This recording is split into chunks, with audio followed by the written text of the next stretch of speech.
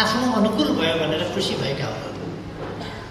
तर यो विषय ज्यादै गम्भीर विषय हो र यसको महत्त्व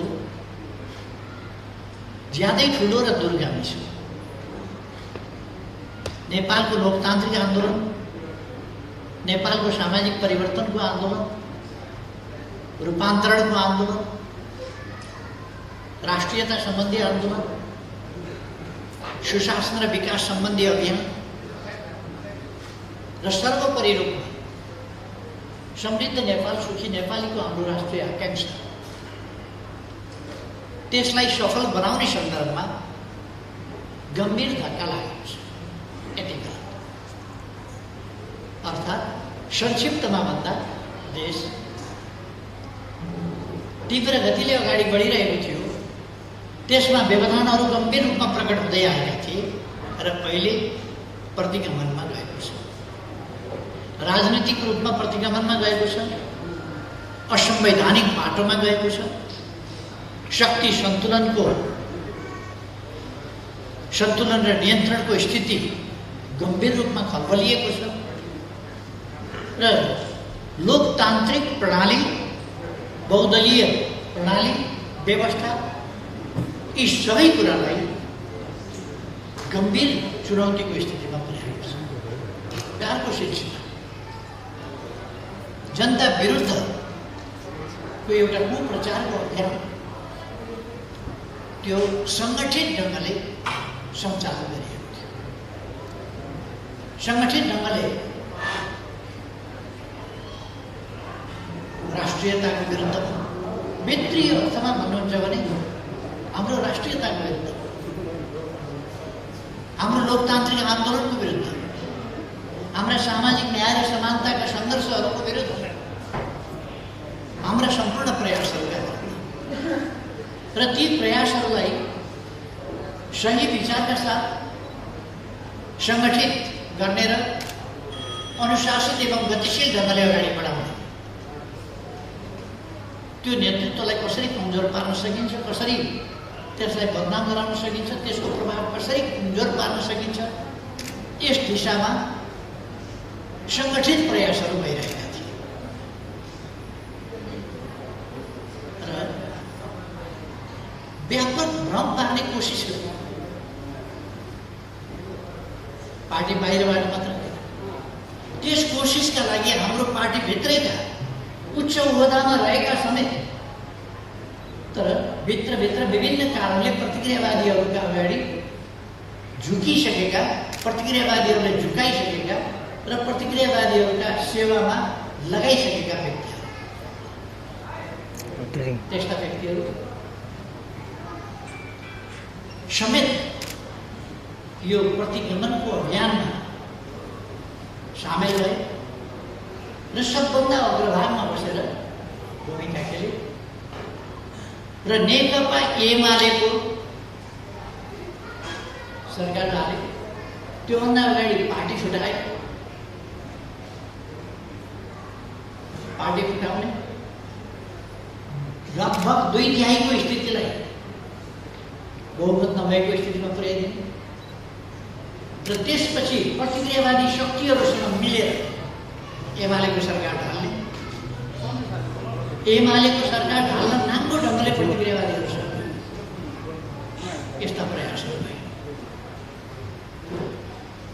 तैपनि लोकतन्त्र बचायौँ भन्ने, संविधानको रक्षा गऱ्यौँ भन्ने निर्लज्ज भ्रमहरू फिजाइरहेका बेला तपाईँहरू अत्यन्तै स्पष्टताका साथ, ती भ्रमबाट मुक्त भएर स्पष्टताका साथ दृढतापूर्वक एकजुट रहनुभएको छ र अगाडि बढ्न कम्मर कसेर लाग्नुभएको छ। पार्टीको रक्षाको पक्षमा, आन्दोलनको रक्षाको पक्षमा, देशको हितको रक्षाको पक्षमा, राष्ट्रियताको रक्षाको पक्षमा यो कुरा अत्यन्तै प्रशंसा। त्यसै कारण मैले सुरुमा भनेको हुँ, तपाईँहरूको प्रशंसा गर्न चाहन्छु।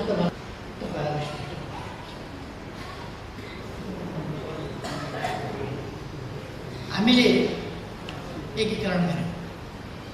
एउटा अहिलेको स्थिति के हो पार्टीको र हाम्रो आन्दोलनको स्थिति के हो भन्ने कुरा ईश्वर कमलले अलिकति स्पष्ट पारिसक्नु भयो होला भन्ने लाग्छ।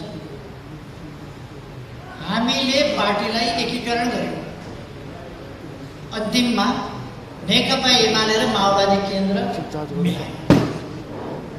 एकीकरण भयो, एकीकरण गरियो। तर केही मान्छे पूर्व माओवादी केन्द्रका अदालतले पार्टी फुटायो भन्ने कुरा साँचो होइन। अदालतले अर्काको नाममा दर्ता भएको हुनाले दर्ता रद्द गर्यो र दर्ता पूर्वको स्थितिमा पुग्यो। अब अर्को नाममा दर्ता गर्न आऊ भन्यो। स्वाभाविक हो, फुटाएको छैन, अर्को नाममा दर्ता गर। मैले प्रचण्डलाई फोन गरेँ, सोधेँ, अनेक पटक सोधेँ, तर प्रचण्डले त्यसलाई मजाकको विषय बनाएर उठाए, तयार भयो।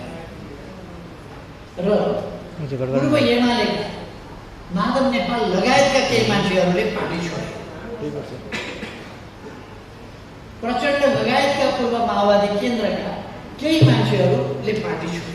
यो पार्टी छोडेको हो उनीहरूले, तर दर्ता पूर्वकै स्थितिमा भएको हुनाले प्रचण्डले माओवादी केन्द्र भनेर उनले लिन पाए।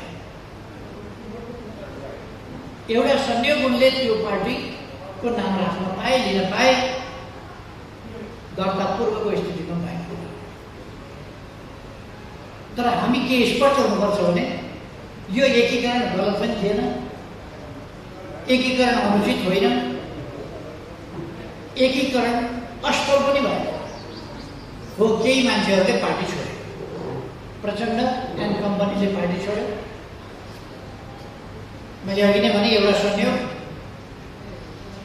दर्ता पूर्वको स्थितिमा भएको हुनाले उनले आफ्नो पार्टी लिएर जान पाए। हामी एकीकृत पार्टी पूर्व नाममै फर्क्यौँ, पूर्व नाममा फर्क्यौँ र यो पूर्व नाममा थुप्रै साथीहरू पार्टीका साथीहरू पूर्व एमाले पनि यसमा हुनुहुन्छ, पूर्व माओवादी पनि यसमा हुनुहुन्छ। एकीकृत भावनाका साथ साथीहरू अगाडि बढिनुहुन्छ। एकीकृत भावना छ, यसमा अलमल हुनुपर्ने कुरा केही पनि छैन। अहिले कतिपयले एकताको कुरो गरिरहेका छन्। बाटो बिराएका असल मान्छेहरू, बाटो बिराएका, भ्रममा परेका, गलत सङ्गतले गर्दा, गल्ती त सानोतिनो होइन। पार्टीको सरकार ढल्यो, पार्टी विभाजन भयो, पार्टीको सरकार ढल्यो, जनताको सरकार ढल्यो, दक्षिणपन्थी सरकार बन्यो। अब अग्रगमनका सपनाहरू, सामाजिक न्याय र समानताका सपनाहरू, सुशासन र विकासका सपनाहरू, यिनीहरूमा कुना लाग्यो, यिनीहरूमा गम्भीर रूपमा धक्का लाग्यो, ब्रेक लाग्यो। यी सबै कुराका बावजुद बाटो बिराएका साथीहरू मुख्य अपराधी भए। अब माधव नेपाल जस्ता आन्दोलन विरोधी देशद्रोहीहरूलाई कुनै ठाउँ छैन यस पार्टीमा।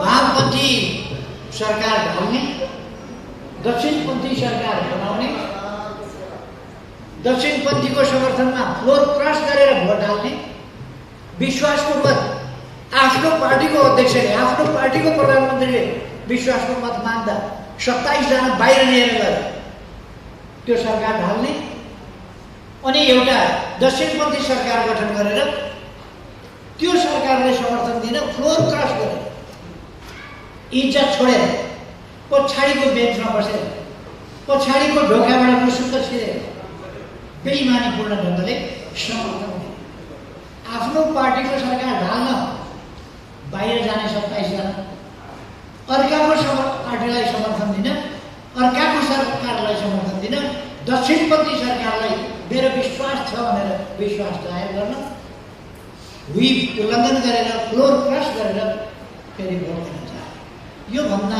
निर्लज्ज काम, योभन्दा प्रतिक्रियावादीहरूको दलालीको काम के हुन सक्छ? यस्ता प्रतिक्रियावादीहरूका मध्य यस्ताका लागि ठाउँ छैन। अरू साथीहरू गल्ती महसुस गरेर फर्किनुहुन्छ भने हामी मौका दिन्छौँ। आउनुहोस्, यो पार्टी हामी सबैले बनाएका हौँ। मैले रिपिटेडली भनेको छु, पटक पटक, हामी सबैले बनाएका हौँ। गल्ती भइहाल्यो भने पनि त्यसलाई सच्याएर काम गरौँ। स्थितिमा आन्दोलनलाई पहिलेभन्दा अझ सशक्त ढङ्गले बढाउन कमरेडहरू उच्च मनोबलका साथ लागिरहनु भएको छ र हामी अझ उच्च मनोबलका साथ अगाडि बढाउन सक्छौँ। हामीले पहिले 2 तिहाई ल्यायो भने 2 तिहाई कहाँ आएको थियो? 138 चाहिन्थ्यो बहुमत ल्याउन, हामीले 121 ल्याएको होइन। 80 प्रत्यक्षमा 80 सिट, 165मा 80 सिट र 110मा 41 सिट समानुपातिक गरेर 121 सिट हामीले ल्याएका थियौँ। बहुमतका लागि 138 चाहियो। हामीसँग बहुमत आएको थिएन। अबको निर्वाचनमा हामी बहुमत ल्याएर देखाउँछौँ। बहुमत ल्याएर किन देखाउँछौँ भने अब पार्टीमा खुट्टा तान्ने तत्त्वहरू छैन। अगाडि बढ्न खोज्यो खुट्टा तान्ने, अगाडि बढ्न खोज्यो खुट्टा तान्ने, उम्मेदवार उठाउन खोज्यो जुन चाहिँ नजित्ने खालको छ त्यसैलाई अगाडि सार्नुपर्छ। जो पार्टीप्रति निष्ठावान छैन उसैलाई अगाडि सार्नुपर्छ। यो अहिले चाहिँ फ्लोर क्रस गरेर शेरबहादुर देउवाका पछि पछि कुदेका र भोट हाल्न शेरबहादुरमाथि विश्वास छ भनेर कुदेकाहरू छन् नि, त्यस्तै छ।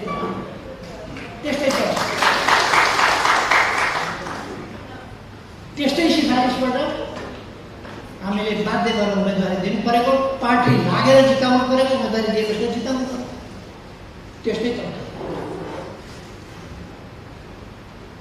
म खुसी व्यक्त गर्न चाहन्छु। यत्रो दुनियाँ देश दुनियाँ लाग्दाखेरि पनि हाम्रो संसदीय दल फेरि पनि महत्त्वपूर्ण छ। हामी देशको अहिले पनि सबभन्दा ठुलो पार्टी, संसदमा सबभन्दा ठुलो पार्टीमा, मतको हिसाबले सबभन्दा ठुलो पार्टीमा, भोटको सिटको हिसाबले सबभन्दा ठुलो पार्टीमा, प्रदेशमा सबभन्दा ठुलो पार्टीमा, स्थानीय तहहरूमा सबभन्दा ठुलो पार्टीमा, हरेक हिसाबले सबभन्दा ठुलो पार्टीमा। अब यस पार्टीले आगामी निर्वाचनमा आफ्नो सशक्त हैसियत विजयका साथ देखाउनु पर्नेछ। म कमरेडहरूलाई अनुशासित ढङ्गले पार्टी अगाडि बढ्न हामी सबैको योगदान चाहिन्छ। म कमरेडहरूलाई त्यही आग्रह गर्न चाहन्छु। म कहाँ परेँ भन्ने कुरा एकछिन छोडेँ। हामी अहिले एउटा अत्यन्तै चुनौतीपूर्ण, इतिहासमा यति ठुलो चुनौती हामीले बहुमत ल्याउनु पर्नेछ। त्यस्तो बेलामा हामीले सबभन्दा धेरै फल्नुपर्नेछ। त्यति बेला हामीलाई जरा काटिरहेको छ। जति बेला हामीले सबभन्दा बढी फल्नुपर्नेछ सबै हो, त्यति बेला हाम्रो आँगा काटिरहेको छ। यस्तो बेलामा कहाँ विकास भयो भनेर कसैले सोध्यो भने त्यहीबाट यता हेर्नुहोस् त्यहीँको विकास देखाइदिनुहोस्, यता हेर्नुहोस् त्यहीँको विकास देखाउनुहोस्, यता हेर्नुहोस् त्यहीँको विकास देखाउनुहोस्। त्यसरी विकास देखाउन सकिने गरी हामीले विकास गरेका छौँ।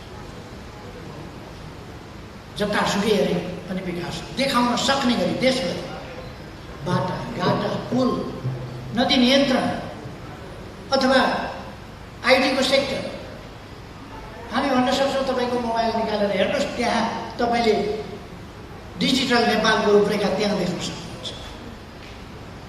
तपाईँको जमिनको किताब तपाईँको मोबाइलमा हेर्नुहोस्। तपाईँको जमिनको माटोको गुणस्तर कस्तो छ त्यो तपाईँको मोबाइलमा हेर्नुहोस्। अरू तपाईँले के तिर्नुपर्छ, कहाँ कहाँ के बुझाउनुपर्छ, के नवीकरण गर्नुपर्छ तपाईँको मोबाइलबाट हेर्नुहोस्। त्यो आधुनिक जमानामा हामीले डिजिटल नेपालमा नेपाललाई उठाउँदै लागेका छौँ। यस्ता थुप्रै कुरा आलोचना के भनेर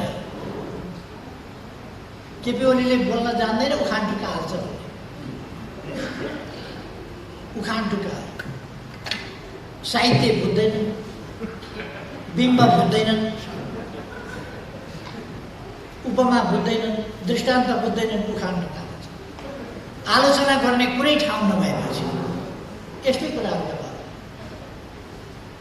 उनीहरूसँग कुनै वस्तुगत आलोचना हामीलाई गर्ने ठाउँ छैन, तर पनि जसो तसो आलोचना गर्नु परेको छ। म यो गर्छु, हामी यसो गर्छौँ भन्ने उनीहरूसँग कुनै ठाउँ छैन, कुनै भिजन छैन। के गर्छौँ रेल भने मैले मजाकमा उडाएर, तर अहिले त रेल त किनेर ल्याइएको छ, 2टा रेलहरू चल्दैछ त। अहिले कोभिड भएको हुनाले नचलाएको मात्रै हो, रेल त चल्दैछ त। लिङ्कहरू बन्दैछ त, पूर्व पश्चिम रेलवेको कोही जग्गा अधिग्रहण हुँदैछ, कहीँ लिङ्क बन्दैछ, कहीँ पुलहरू बन्दैछन्। पूर्व पश्चिम रेल तयार हुँदैछ त, केही वर्षभित्र पूर्व पश्चिम रेल चल्छ। अन्तर्राष्ट्रिय विमानस्थल विकासका कुराहरू थिए, अनि भैरवा हामीले विकास गऱ्यौँ त। अब त सोझै अन्तर्राष्ट्रिय विमानहरू आएर भैरवा विमानस्थलमा बस्ने र उड्ने गर्छन्। पर्यटनको विकासका गफ गर्नु एउटा कुरा, तर व्यवहारमा के भयो हामीले त्यसलाई वास्तविक रूपमा विश्वभरिका हिन्दूहरू अर्को वर्षबाट राम जन्मभूमिमा लाइन लागेर आउनेछन्। त्यहाँ 10औं लाखको मेला लाग्छ। हामीले 100 बिघा अहिले 100 बिघा जमिन छुट्याएका छौँ। 100 बिघा जमिन भनेको 1300 रोपनी। त्यतिमा चाहिँ मान्छे आट्लान् कि भन्ने एउटा मोटामोटी अनुमान होइन भने छेउमा जङ्गल छ, त्यतिपट्टि जङ्गलसँग आसपासमा पनि एउटा ऐतिहासिक तथ्य हामीले त्रेता युगका राम कहाँ जन्मिएका थिए भन्ने कुरा मान्छे अल्मलिएका थिए, बिर्सेका थिए। हामीले कहाँ जन्मिएका थियौँ भनेर त्यहाँ किलो ठोक्ने भएन, यहाँ जन्मिएका थिए। अलिक समय नबुझ्नेहरूले चलाए, तर अलिक समयपछि यो त स्थापित भइसक्यो। राम नेपालमा जन्मिएका थिए। इतिहासले कसैले कुनै तथ्यले काटोस्, शास्त्रले काटोस् त यो तथ्यलाई, त्यो सक्छ। एकजना नेताले त तुरुन्त माफी माग्नुपर्छ भनेर स्ट्याटस लेखेको छैन, तुरुन्त माफी माग्नुपर्छ। डर लाग्यो उनलाई, राम नेपालमा जन्मियो भन्यो के हुने हो भनेर। अनि साँचो कुरा बोल्दा डराउने हो र? साँचो कुरा बोल्दा डराउने होइन, अध्ययन गरेर तथ्य प्रमाण लिएर बोल्नुपर्छ, बोलेर त्यसलाई साबित। अहिले अयोध्यापुरीमा राम लक्ष्मण सीता हनुमानको मूर्तिहरू स्थापना भइसकेको छ। अब भव्य मन्दिर त्यहाँ निर्माण हुँदैछ। यो इतिहासको कुरा हो। केले कम्युनिस्ट भएर घरका पछि कुद्यो भने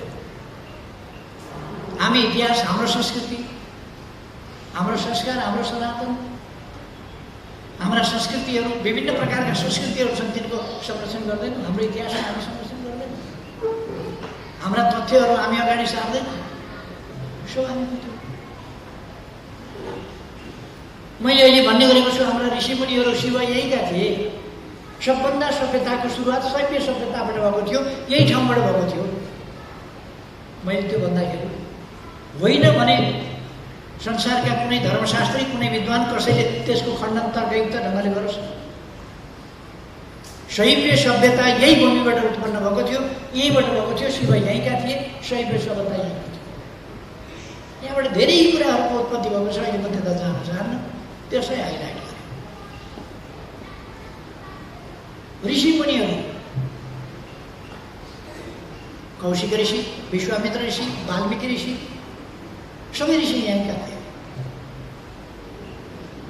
त्रेता युगमा शास्त्रको बारेमा, दर्शनको बारेमा जनकपुरमा छलफल हुने गर्थ्यो।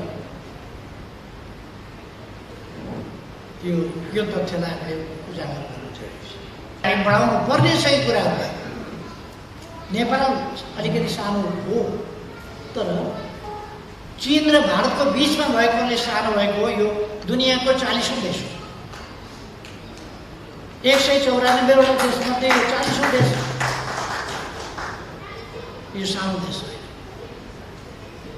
र यसको विश्वका लागि ठुलो योगदान छ। यस देशको 17% हिमाल छ, वातावरणको लागि 17 वर्ष हिमाल छ डेडिकेटेड, प्रकृतिले छुट्याएको। 45% जमिन जङ्गलका लागि हामीले छुट्याएका छौँ, प्रकृतिका लागि, वनस्पतिका लागि, वन्यजन्तुका लागि, इकोसिस्टमका लागि, वातावरणका लागि हामीले छुट्याएका छौँ। 45% मान्छेले छुट्याएका। 62% जम्मा जमिन वातावरण र इकोसिस्टमका लागि हामीले छुट्याएका छौँ। हाम्रो देशले छुट्याएको छ र अर्थ विकासको सन्दर्भमा नेपाल एउटा उदाउँदो तारा हो भनेर किनभने यो तीव्र गतिमा विकास 3 वर्षमा हामीले जुन विकास गर्यौँ त्यो देखेर विश्व ब्याङ्कले राइजिङ स्टार युनेस्कोले हामीले शिक्षा क्षेत्रमा गरेका, अरू क्षेत्रमा गरेका विकासहरूलाई लिएर प्रशंसा गरेका छौँ। अरू थुप्रै सूचकहरूमा हामी अगाडि आएका छौँ। हाम्रो देश अल्प विकसितबाट विकासशील देशमा स्तरोन्नतिका लागि सिफारिस भएको छ संयुक्त राष्ट्र। त्यसकारण हामी तीव्र ढङ्गले अगाडि बढिरहेका छौँ। यति हो, बढी भए 1.5 वर्ष, बढी भए 1.5 वर्षका लागि हाम्रो विकासको गतिलाई धक्का पुर्याएका छन्। हामीले तयारी गर्नुपर्दछ अब यो 1.5 वर्ष धक्का खाएको कुरालाई अर्को 5 वर्षमा पुरा गर्ने गरी, कुनै प्रतिक्रियावादीको मध्य निष्क्रिय र बिगार्न नसक्ने गरी अहिलेदेखि तयारी गर्नुपर्दछ र हामीले देशको विकास गर्छौँ। त्यसका निम्ति हाम्रो पार्टीले गर्ने होइन। सरकार कसले बनाउँछ? हाम्रो पार्टीले। स्थानीय निकाय जित्छ कसले? हाम्रो पार्टीले जित्ने। त्यसकारण हाम्रो पार्टी विचारमा केन्द्रित हुनुपर्छ, स्वार्थमा केन्द्रित होइन। लामो समयदेखि पार्टीलाई विचारमा केन्द्रित होइन, स्वार्थमा केन्द्रित। अहिले तपाईँहरू हेर्नु, हामीले टिकट दिएर, हाम्रो चिन्हमा लडेर, हाम्रा मतदाताहरू हामीलाई विश्वास गर्ने, सूर्य चिन्हलाई विश्वास गर्ने, नेकपा एमालेलाई विश्वास गर्ने जनताको मत लिएर त्यस्ता मान्छेहरू अहिले करोडमा सांसद बेचेर यस बिचमा विचारको राजनीति होइन, स्वार्थको राजनीति, किनबेचको राजनीति अहिले देख्नु भएन। शेरबहादुरपछि 22 जना माधव नेपाल गर्भले भन्छन्। मेरो साथमा कमसेकम 22 जना त उभिए, 22 जना बिग्रिएछ। 22 जना बिग्रिए, पदका पछि मन्त्री हुन पुगे आए। मन्त्री त बिस्तारै बिस्तारै हुन्छ नि मान्छे, होला नि। मन्त्री हुनेका लागि संयोगले मतदान, तर म राजनीतिमा लाग्दा, राजनीतिक यात्रामा अगाडि बढ्दा मैले कहिल्यै पनि कुन पोस्टमा पुग्छु भनेर सोचेको भए पुग्ने पनि थिएन। यदि म धेरै बुद्धिमान मान्छे भए जेल बस्न डराउँथेँ। यो जेल बस्दा बस्दै मरियो भने के गर्ने? योभन्दा राम्रो त कागजसाज गरेर बाहिर जानु ठिक छ भनेपछि म ती सडकतिर कतै सडेर खाइसकेँ। तर म धेरै बुद्धिमान नभएको र निष्ठावान भएको, म निष्ठामा अडिएर अगाडि बढ्दा जेलमा म झुक्किनँ, दृढताका साथ अगाडि बढेँ। धेरै वर्ष जेल बस्दाखेरि पनि जेलबाट छुटिन्छ भन्ने लाग्नै छोड्यो। जेलबाट छुटिन्छ जस्तो लाग्दैन। मुद्दा छैन तैपनि थुन्याएको छ अनि कसरी छुट्ने? के हुँदाखेरि छुट्ने? त्यसो भएर छुट्टिन्छ कि छुट्दैन? छुट्ने सम्भावना कम छ, स्वास्थ्य कमजोर, मर्ने सम्भावना बढी छ, तर झुकिए। संयोग हुँदै आउँदा बाँच्यो, संयोग छुट्यो, संयोग सांसद भयो, संयोग लड्दै जाँदा पछि प्रधानमन्त्री भयो। यो संयोग यसकै लागि मरिमेटेको भए, यसकै लागि कोसिस गरेको भए म प्रधानमन्त्री हुँदा पनि एउटा असफल प्रधानमन्त्री, म 2 पल्ट प्रधानमन्त्री भएँ, असफल प्रधानमन्त्री भएँ, ऐतिहासिक कामहरू गर्ने प्रधानमन्त्री भएँ।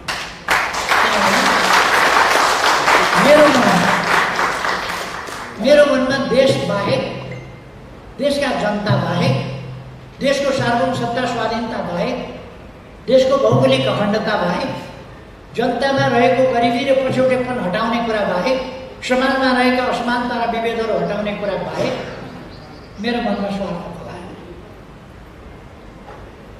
मेरो मनमा स्वार्थ पलाएन। त्यसै कारण स्वार्थ नपलाएपछि मैले बेटी गरेर पनि परेन। मैले देशका प्रति इमान्दार भएर सोच्ने र काम गर्ने, त्यो गरेपछि मसँग विकास कसरी हुन्छ भन्ने सोच पनि आउने भयो, आइडिया पनि आउने भयो। त्यसर्थ म कमरेडहरूलाई के भन्न चाहन्छु भने हामीले मलाई के हुन्छ, म के पाउँछु, म कहाँनिर छु, त्यो कुरा भन्दा देशका समस्या समाधान गर्न पार्टीलाई हामी विजयी कसरी बनाउने अहिले हाम्रो मुख्य त्यो हुन्छ। कारवाही गर्न पाइँदैन, हुइप लाउन पाइँदैन, फ्लोर क्रस गर्न मजाले पाइन्छ। कस्तो दलीय दलबाट चुनाव लडेर आउने अनि बिक्री भएर अर्कातिर जाने, यस्तो पनि व्याख्या हुन्छ त भयो। यही व्याख्या सधैँ चल्छ त। अब हामीलाई प्रत्यक्षमा कमसेकम हामीलाई 50 सिटभन्दा माथि चाहियो। हामीले आगामी निर्वाचनमा समानुपातिकतर्फ 50 लाखभन्दा बढी भोट ल्याउनुपर्छ। 50 लाखभन्दा बढी। थुप्रै साथीहरूलाई अचम्म लाग्ला, अचम्म मान्नुपर्ने कुरा छैन। जनता हाम्रो साथमा छ, हामीले काम गरेका छौँ, हामीले इमान्दारिताका साथ काम गरेका छौँ अनि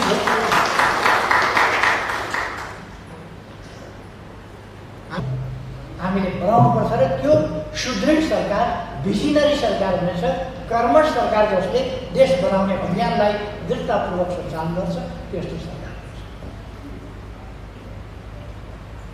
भरसक हामीले कोसिस गर्नुपर्छ, असम्भव छैन। दुईटै ल्याउने कोसिस गर्नुपर्छ। अनि माधव नेपाललाई के देखेर जनताले भोट हाल्छ होला भन्नुहोस्? के देखेर? अब पनि प्रचण्डलाई के देखेर भोट हाल्छ? समातेर ल्याएर यत्रो पार्टीको अध्यक्ष बनाएको थियो, बराबरको अध्यक्ष पुत्रको उफ्रिएर चाहिँ एउटा टुक्रा यहाँ ल्याएर यत्रो सहरमा ओर्लिएर जहाँ गयो भत्कायो, जहाँ गयो भत्कायो दिन्छ।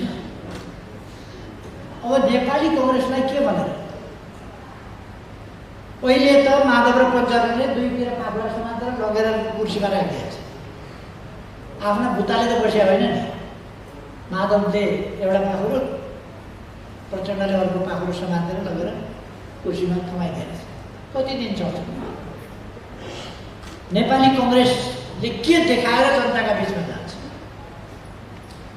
अर्काले सरकार ढालिदिए भने म प्रधानमन्त्री, मलाई बनाए भने म बने भन्न जाने? जनताका बिचमा के भन्न जान्छ? अरूको त नाम नलिनु, अरूको नाम लिइरहनै परेन, कसैको नाम लिइरहनु परेन। हामीले काम गरेका छौँ, भोट दिनुपर्ने कारण त्यो खडा गरेका छौँ। त्यसकारण हाम्रो साथीहरू आत्मविश्वासका साथ अगाडि बढ्नुहोस्, पार्टीलाई एकताबद्ध बनाएर अगाडि बढ्नुहोस्, गतिशील ढङ्गले अगाडि बढ्नुहोस्, आत्मविश्वासका साथ अगाडि बढ्नुहोस् र एमाले हिँड्दाखेरि मात्रै पनि साइकल हिँडे जस्तो खाना नगएर सुत्त जाने खालको होइन। कमसेकम एउटा अलिकति 12 मिटरको बस चढे जस्तो कुइँ भएर चल्ने खालको आवाज हिँडो एमाले भन्ने भित्रै बसेर थाहा पाउनुपर्छ मान्छेले, बाहिरबाट एमाले हिँड्यो भने। एमाले हिँड्दाखेरि अलिकति भुइँमा कम्पन आउनुपर्छ, हावामा अलिकति कम्पन आउनुपर्छ, भाइब्रेसन दिनुपर्दछ एमाले।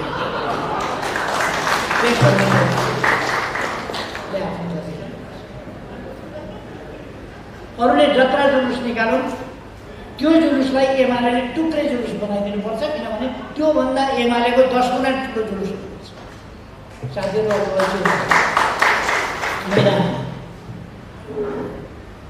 हामी मैदानमा जान्छौँ, चुनाव सार्न सक्छन् हाम्रा डरले, नाकसम्म सार्ने। चुनाव हामी गराएर छोड्छौँ, चुनाव गराएर छोड्छौँ, चुनावको मैदानमा ल्याएर छोड्छौँ र मैदानमा ल्याएर चुनावमा पछारेर छोड्छौँ।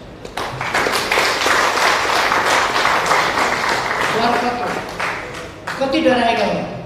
केपी ओलीले गराएको चुनावमा हामी भाग लिँदैनौँ किनभने दुई गाई ल्याउँछ भाग लिएर के कत्रो डर। त्यसै कारण केपी ओलीलाई प्रधानमन्त्रीबाट हटाउनु पर्यो, एमालेको सरकार ढाल्नु पर्यो किनभने त्यसको नेतृत्वमा उनीहरू झल्झली सम्झिया छन् नि। काङ्ग्रेस र माओवादीको संयुक्त सरकार थियो हामीले चुनाव, तालमेल नै थियो स्थानीय तहको निर्वाचन गर्न। तालमेलै भएका ठाउँमा हामीले सर्वाधिक भोट ल्याएको होइन, मत ल्याएको होइन, सिट ल्याएको होइन। अनि उहाँहरूकै नेतृत्वमा थियो त। पहिलो चरणको हुँदा प्रचण्ड प्रधानमन्त्री, दोस्रो तेस्रो चरणको हुँदा र संसदीय र प्रदेशको निर्वाचन हुँदा शेरबहादुर प्रधानमन्त्री। शेरबहादुर प्रधानमन्त्री भएका ठाउँमा हामीले 23 सिटमा सीमित गरिदिएको होइन काङ्ग्रेसलाई। 23 सिटमा 165 मध्ये 23 सिटमा सीमित गरिदिएको। अब अहिले धेरै नै मलाई फेरि तर्सिन्छ। नेपाली कङ्ग्रेसकै नेतृत्वमा चुनाव होस्, केही छैन। उनीहरू जस्तो डराएर हामी चुनावमा भाग लिँदैनौँ भन्ने होइन। चुनावमा भाग लिन्छौँ, चुनावमा भाग लिन्छौँ र जित्छौँ। हाम्रो रणनीति त्यो हो। साथीहरू त्यस हिसाबले चाहिँ दृढतापूर्वक लाग्नु होला। माथि ठिक ढङ्गले सम्हालिहाल्छ। माथि समाज हामीले केही नभए पनि एउटा पार्टी बनाउँदै बनाउँदै बनाउँदै यहाँसम्म ल्याइपरेका छौँ। आज नेपाल व्यापी मात्रै होइन हाम्रो पार्टी, मैले भन्ने गरेको छु नेपाली व्यापी यो पार्टी छ। जहाँ नेपाली पुगेको छ त्यहाँ एमाले पुगेको छ। एउटा नेपाली कुनै संसारको कुनै कुनामा पुगेको छ भने त्यहाँ एमाले छ। एउटा नेपाली कुनै कुनामा पुगेको छ भने संसारका कुनै पनि देशमा जानुहोस्, एमाले बुझ्नुहोस्। आज देशभित्र कुनै गाउँमा होइन टोलमा जानुहोस्, ओडामा होइन टोलमा जानुहोस्, मेरो मान्छेले के पायो मैले के पाएँ। मैले तपाईँहरू सुनिरहनु भएको छ। 15 वर्ष पार्टी प्रमुख भएर चलाएका माधव नेपाल प्रमुख नभएदेखि उनले समस्या खडा गरेका रहेछ। प्रमुख भएका बेला पनि गुटबन्दी गरेर विपक्षीलाई दमन गरे गर्थे र विपक्षी बनाउँथे, बलजफ्ती विपक्षी बनाउने अनि दमन गर्ने। महाधिवेशनमा हारे, अस्ति प्रचण्डसँग मिलेर मलाई थाहा नदिइकन अध्यक्षलाई हटायौँ भनेर आफू अध्यक्ष भएछ। थाहै छैन अध्यक्षलाई। अध्यक्ष भएँ भनेर पकडी सकडी लगाएर ठुलो पकडी लगाएर बसिरहेको अध्यक्ष। अहिले अप्ठ्यारो नमानिकन, अप्ठ्यारै नमानिकन मसँग अध्यक्ष मलाई दिने हो नि त। मसँगै नै अध्यक्ष हारेको मान्छे अध्यक्ष नभई भएन। अहिले गयो। यस्ता मान्छेहरू जो पदका लागि मरिमेट छन्, पद बाहेक केही हुँदैन, यस्ता मान्छेहरूबाट पार्टीले उन्मुक्ति पाउनु